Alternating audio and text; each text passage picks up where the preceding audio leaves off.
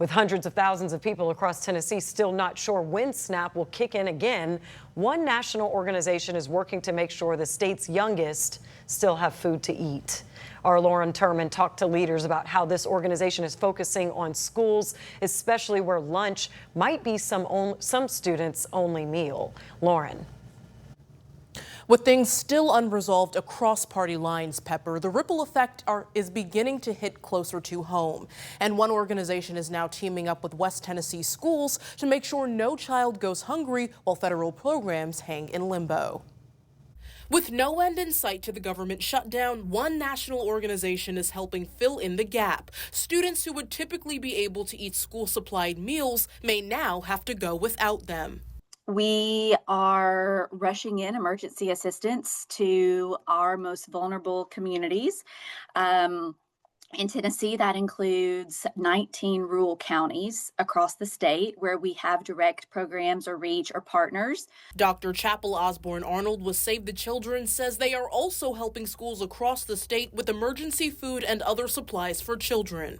This helps families who are now struggling to afford groceries and basic needs if they no longer have SNAP or other benefits. So our hope is this first round of cash assistance will go out, maybe cover a week's worth of food, but we'll be able to add more to their cards with the money that we're bringing in from private donors, our corporate partners that we deal with. So we're hoping to fundraise, because we do see this could last for longer than we anticipated. Memphis Shelby County Schools is not a direct partner of Save the Children, but tells us it has allocated enough temporary funding within its budget to feed students through the end of this month. The district warns that if the shutdown continues, delays could impact programs like Title I, which helps schools with a high number of children below the poverty level, and child nutrition. That's why Save the Children emphasizes that politics should not get in the way of feeding families. Kids should never bear the brunt of the political stalemate. Like, we have to be able to help our kids. They have to be able. They can't go hungry. That affects learning, that affects their health, that affects sense of security. So it really is about the kids. The bigger picture is, what are we doing, to feed the kids?